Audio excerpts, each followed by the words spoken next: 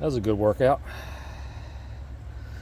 So I'm scrounging for firewood. As you can see, this was a very dead tree here that had fallen over a while ago. You can see the top remnants, which I took off there. But this was a tree. It's probably been dead for a couple years. It's in not a part of the property that we spend a lot of time. It was never, you know, a danger tree or anything. But I'm looking for more ready-to-use firewood. This stuff should be pretty good. Again, it's been dead for a while. I'm going to split it open. We'll see what it looks like.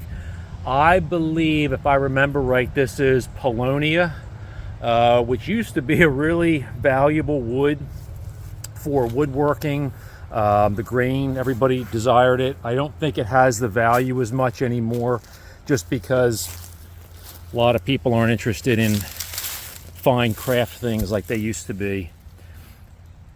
It's funny, the cross section almost looks like pressure treated lumber, but I'm not really sure what did this tree in. These trees, at least in our area, don't particularly have a very long life. They, you know, typically you never see them much more than maybe 12 inches in diameter at the base. So this was actually growing out of a kind of an awkward area. I mean, honestly, in our area, they're almost like weed trees. You can see here, that's a Canadian hemlock. This is actually a whole grove of Canadian hemlocks here that we have growing along the property line. You might get some appreciation for them. It's kind of hard to see maybe from back here, but we've got about probably a dozen of them that just run down the property line here. There's actually the tree that I'm pointing to right here that has kind of the overhanging canopy. That's another Paulownia tree. But this little cinder block wall here was actually a pump house. When we moved into the property, as you guys might recall from some previous history, I'm sorry, I'm taking my time here. It's got like a 40-degree slope up that hill. This was a pump house. You can see in there, there is there's a well pump down in here. If you can see that or not, with a motor. And this pump actually drew water from our creek, which is down in this area here. It's kind of hidden behind the foliage, but the creek flows along this area here. So when this property was a former nursery, what they did is, in order to irrigate all of the plant material they had in greenhouses, they installed a pump system here with a pressure tank and a really nice pump, which I believe still works. Ran electric out underneath. As you can see down in this area here, there's the lines coming in, and it pumped. In fact, I actually got this working for a little bit, just for the heck of it, not long after we moved in. We've never used it. We've never had any intention of really using it, but all the water lines are still there. So it probably could be rehabbed, the pressure tank shot, but you know, the pump might be worth something. But anyhow, this tree, this Paulownia, grew out behind this little pump house. Actually, it had grown right up into the hemlock, so I was not unhappy to see it die and drop down. So let's open it up and we'll see if we have any viable firewood. Stay tuned.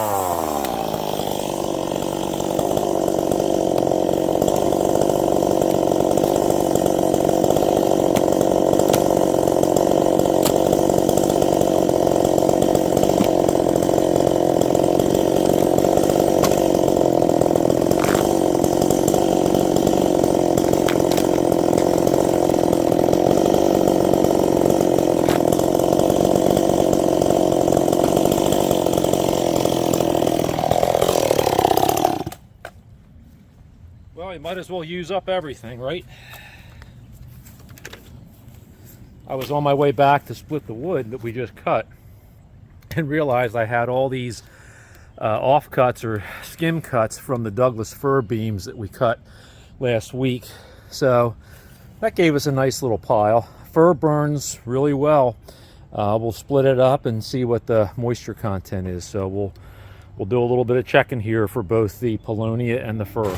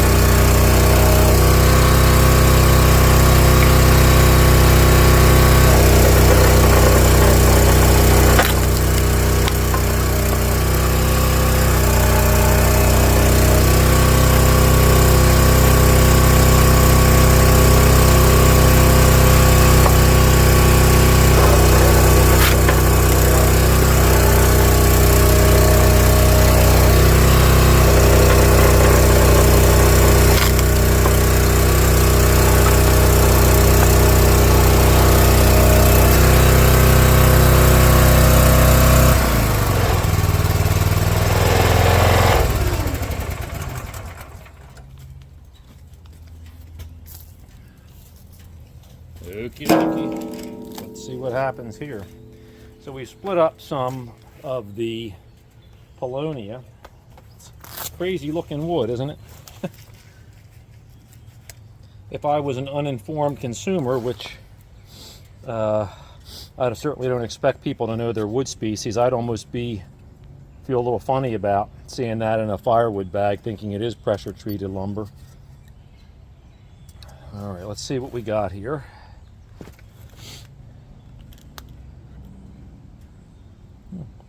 You can see that or not, 15-ish percent, 14.8.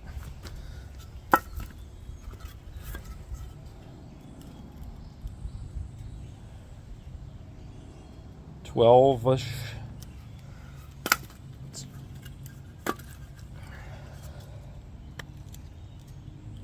Now this is definitely ready to burn wood, no doubt about that. Let's take a look at the Doug fir. I have a feeling the outside of this is not good. It's just, it feels damp. Let's just see what we got here. Ooh, 28%. I bet that's like off the charts. Yeah, didn't even register, it was so high. Yeah, I had a feeling that the Douglas fir was not, I think that was just wishful thinking that I was going to get something out of that. Yeah. We're well over 20% there. Well, okay. It gives me something to work with.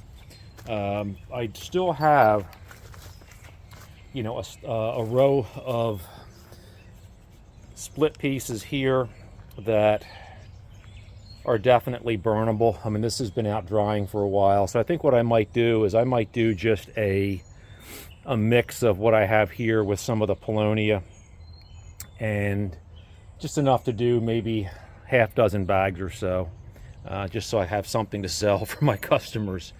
Okay, let's bag it up and we'll see what we can get.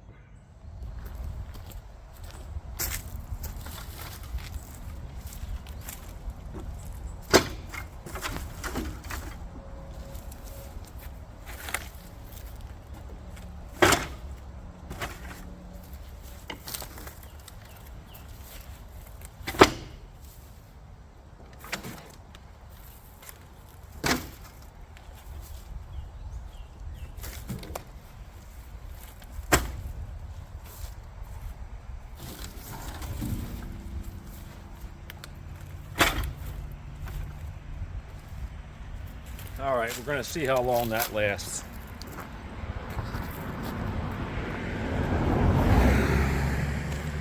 In the time I had today, that's probably the most I could throw together were 6 quick bundles. We're selling a lot of firewood, believe it or not, despite the fact that it's 87 degrees right now here on Catbird Hill. So try to get you guys positioned so you're not staring into the sun. You know, Beth made a comment the other day that she thinks we're selling as much, if not more, firewood now that it's warm weather than we do in the wintertime. You know, I guess we can keep track of that. I'm not sure, but we're definitely moving it. I think we're easily over 500 bundles sold since we started this stand about a year and a half ago. And, you know, I guess what has helped is we've had a run of almost 5 to 6 weeks of amazing weather. We had, actually, it was almost too nice. We didn't have rain for almost a month. Then we got several days of rain last week.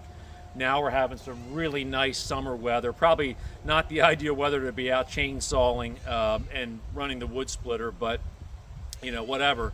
And then we've got you know, mid to high 80s the next couple of days, and then we've got about 5 days of rain predicted. So I wanted to get some wood in the stand in case somebody wanted to have a fire in their fire pit tonight or tomorrow night before the rain starts. So as I'd mentioned, it has been really, really hot the last couple of days, and I was landscaping at my father-in-law's house yesterday most of the day, and I'm really grateful. I found a source for the shirts that I'm wearing right now, and these shirts are, I guess, what you call the cooling or wicking style outdoor work shirts. I've been, you know, looking for a shirt like this that's lightweight, that doesn't have the bulkiness to it. It protects my arms from the sunshine, and it also, when I'm working outside in this kind of weather, really keeps me cool.